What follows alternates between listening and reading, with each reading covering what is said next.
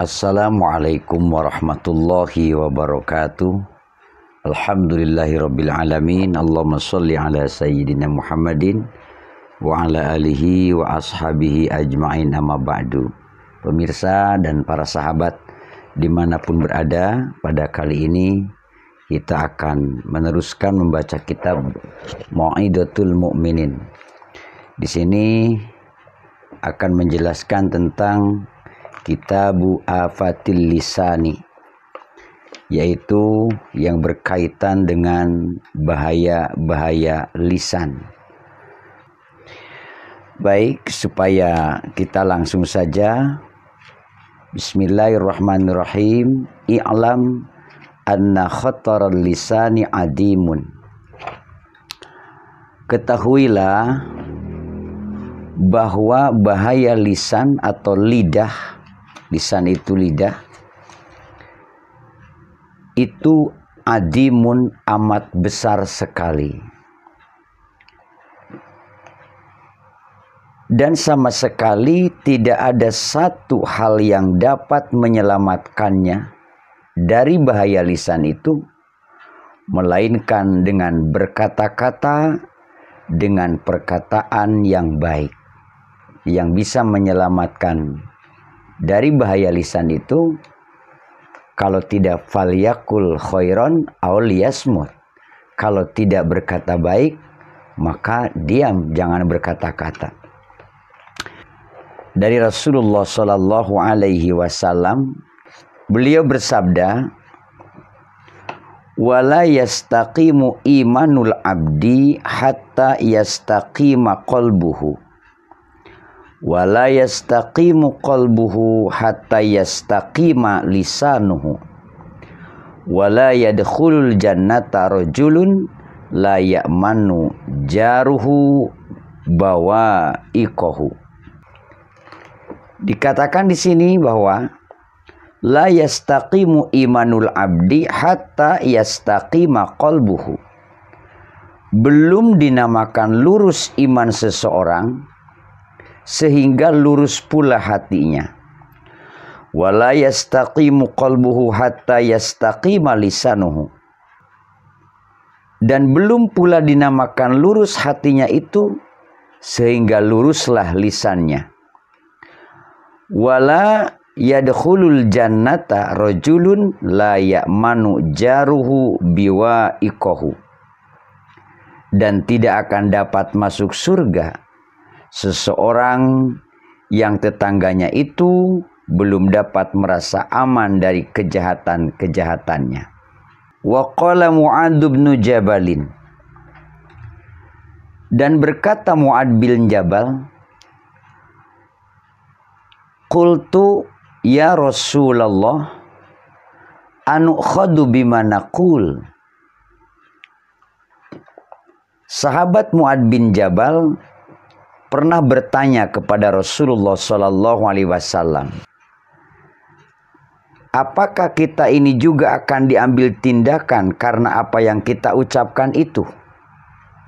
Kemudian Rasulullah Shallallahu Alaihi Wasallam menjawab, ya ibna Jabalin, wahal yukabbun nas pinnari ala manakhirihim illa hasaidu alsinatihim.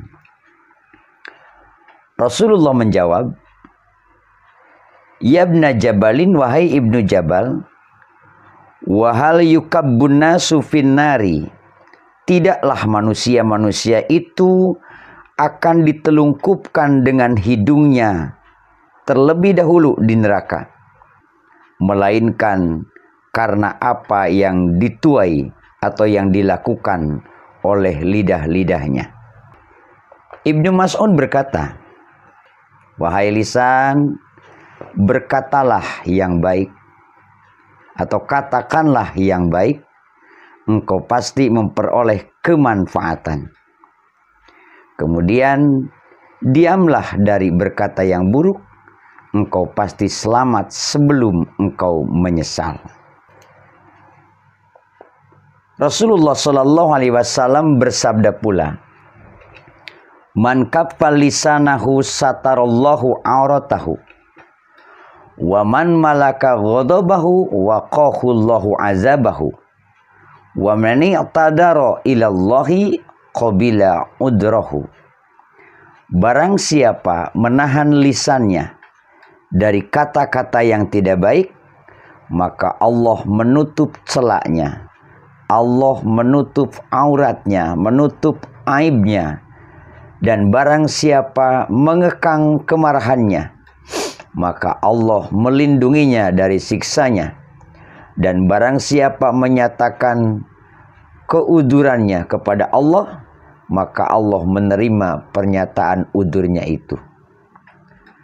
Ada lagi sabda Rasulullah SAW masih berkaitan dengan lisan. Man kana yu'minu billahi wal yaumil akhiri falyaqul khairan aw liyasmut. Barang siapa yang beriman kepada Allah dan hari akhirat, maka hendaklah berkata yang baik atau berdiam saja kalau tidak dapat berkata yang baik. Ukhzun lisanaka illa min khairin fa innaka bidzalika taghlibus syaitan. Sabda Rasulullah SAW, simpanlah lisanmu kecuali untuk berkata yang baik, sebab dengan demikian itu engkau dapat mengalahkan godaan syaitan. Ini salah satunya hadis-hadis yang berkaitan dengan menjaga lisan. Karena lisan kalau tidak dijaga, itu akan sangat berbahaya. Mengenai bahaya-bahaya lisan, afat lisan itu artinya bahaya atau kecelakaan yang akan ditimbulkan oleh lisan itu. Ini macam-macamnya banyak sekali. Karena lisan itu kan tempatnya berbicara ya.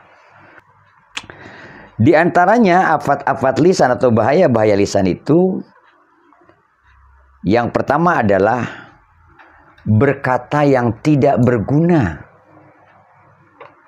Berkata, ngobrol yang tidak berguna. Al-kalamu fima la ya'nihi. I'lam anna ra'sama lil abdi awqatuhu. Ketahuilah bahwasannya pokok harta seseorang itu ialah waktunya. Pokok harta seseorang itu adalah waktunya.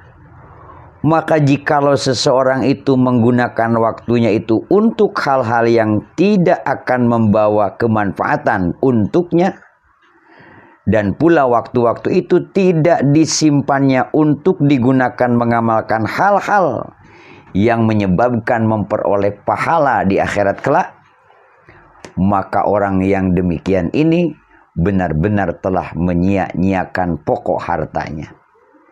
Dikatakan bahwa orang yang demikian itu faqad dayya'a ra'su malih.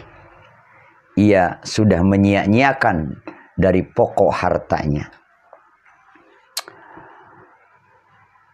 Dalam sabda Rasulullah SAW, min husni islamil mar'i tarkuhu ma la ya'ni. Setengah daripada tanda kebaikan Islamnya seseorang, yaitu jikalau ia meninggalkan ma la ya'nihi, meninggalkan apa-apa yang tidak diperlukan. Adapun sebab-sebab yang menimbulkan demikian ialah karena keinginannya untuk mengetahui hal-hal yang ia sendiri sebenarnya tidak memerlukannya, atau menghabiskan waktunya, waktu yang sangat berharga itu hanya untuk mengobrol, bercerita yang bukan-bukanlah, atau percakapannya hal-hal yang tidak ada faidah, yang tidak ada manfaat sama sekali, ngelantur kiri kanan, tidak jelas, tidak ada manfaatnya. Kadang-kadang malah demikian, disambung dengan menggibah orang, pada akhirnya mencaci orang dan lain sebagainya. Untuk mengobati penyakit yang demikian ini ialah hendaknya ia menyadari bahwa setiap napas yang dihembuskan itu adalah pokok hartanya, dan bahwa lisannya itu adalah sebagai perangkap untuk memburu segala macam kebaikan yang dapat dilakukannya. Karena Rasulullah tadi, di mana-mana kebaikan itu pasti ada, maka di semua tempat itu pula ia dapat berburu kebaikan. Menyia-nyiakan serta melalaikan kesempatan ini adalah merupakan kerugian yang sebesar-besarnya dalam kehidupan manusia. Masya Allah. Yang kedua, al-afatus saniyati fudulul kalami. Nah, ini juga sama, yaitu berlebih-lebihan dalam berkata, berlebih-lebihan dalam berbicara, berlebih-lebihan dalam berkata-kata, itu pun tercela, dan itu pun merupakan afatul lisan. Hal ini ada kalanya dengan cara memperdalam kata-kata yang tidak ada kemanfaatannya, tetapi dapat juga terjadi dengan cara berlebih-lebihan dalam memperkatakan hal-hal yang ada juga kemanfaatannya untuk dirinya. Misalnya, seseorang yang memperbincangkan sesuatu dan semestinya dapat diuraikan dengan percakapan-percakapan yang ringan, tetapi kemudian ditambah-tambahnya sehingga melebihi apa yang dibutuhkan. Yang mudah dibikin sulit. Ngobrol yang mestinya simpel dibikin rumit. Kadang-kadang sesuatu yang sebenarnya dapat diperagakan dengan suatu bentuk, tetapi lalu diulang-ulanginya berkali-kali. Jikalau seharusnya cukup dapat dimengerti apa yang dimaksudkan itu dengan satu kalimat, maka sekiranya disebutnya sampai 2 kali, maka kali yang kedua ini pun merupakan kelebihan yang tidak berguna. Dan oleh karena itu juga tercela. Sebab melebihi yang dihajatkan, melebihi yang dibutuhkan. Sekalipun dengan berkata lebih itu tidaklah berdosa dan tidak pula ada bahayanya, tetapi itu bukankah sudah menyita dan menyia-nyiakan waktu. Selanjutnya, ketahuilah bahwa kata-kata kelebihan itu sukar untuk dibatasi. Tetapi sebagai ancar-ancar batasan itu dapatlah direnungkan apa yang telah difirmankan oleh Allah Subhanahu wa Ta'ala dalam kitab sucinya. Allah Subhanahu wa Ta'ala berfirman, A'udzubillahi minasyaitonirrajim. Bismillahirrahmanirrahim. La khaira fi katsirin min najwahum illa man amara bisadaqatin aw ma'rufin aw islahim bainan nas. Tidak ada kebaikan pada kebanyakan bisikan-bisikan mereka, kecuali bisikan-bisikan dari orang yang menyuruh manusia memberi sedekah atau berbuat ma'ruf atau mengadakan perdamaian di antara manusia. Dalam hal ini Rasulullah Shallallahu Alaihi Wasallam bersabda, "Tuba liman amsakal fadla min lisanihi wa anfaqal fadla min malihi." Berbahagialah seseorang yang menahan kelebihan dari lisannya dan membelanjakan apa-apa yang kelebihan dari hartanya. Cobalah perhatikan bagaimana keadaan manusia-manusia pada zaman kita sekarang ini. Mereka itu membolak-balikan apa yang dianjurkan oleh agama. Sebab yang mereka tahan adalah harta yang kelebihan. Tetapi kelebihan lisan terus diobralkan sehingga tiada terkendalikan lagi. Kelebihan harta mereka tahan, tidak mau memberikan kepada yang lain. Infak tidak, sedekah tidak, zakat apalagi. Kelebihan harta mereka tahan, tapi kelebihan lisan mereka terus obral di mana-mana. Orang-orang dahulu itu benci sekali berkata-kata secara berlebih-lebihan. Yang mereka anggap sebagai kelebihan dalam berkata-kata itu ialah segala pembicaraan yang selain mengenai kitabullah, yakni Al-Quran, selain sunnah Rasulullah sallallahu alaihi wasallam, juga perkataan yang tidak bertujuan untuk amar ma'ruf, untuk nahil munkar, juga selain percakapan yang diperlukan untuk mencari kehidupan di dunia, yang mau tidak mau harus dilakukan.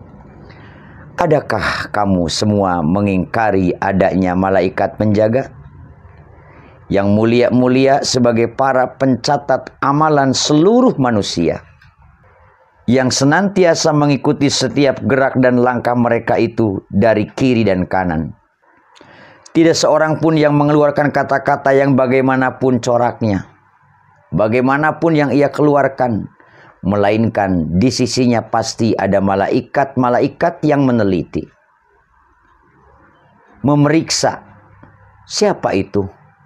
Yang kita kenal atau sering kita dengar, yakni malaikat raqib, yaitu pencatat kebaikan, dan malaikat atid, pencatat keburukan. Tidaklah malu kamu, kata musannif, sebagaimana jikalau catatan-catatan itu semata-mata dipenuhi dengan tulisan-tulisan yang sebagian besar bukan termasuk dalam golongan urusan keagamaan, atau juga bukan urusan keduniaan yang diperlukan. Ibnu Umar berkata, yang lebih penting untuk dibersihkan oleh seseorang itu ialah lisannya. Dan dalam sebuah asar dicatat, tidak seorang pun yang diberi sesuatu yang lebih jelek daripada kelebihan dalam lisannya, yakni dalam percakapannya. Ini baru dua hal yang disebut afatul lisan, yaitu yang pertama adalah berkata yang tidak berguna, la ya'nihi, dan kedua fudulul kalam, berlebih-lebihan dalam berkata-kata. Semoga Allah subhanahu wa ta'ala memberikan hidayah dan taufik kepada kita, dan kita diberikan kemampuan untuk terus menjaga lisan. Karena banyak sekali orang yang rajin ibadah, tapi mereka tidak pandai menjaga lidah. Na'udzubillah. Wassalamualaikum warahmatullahi wabarakatuh.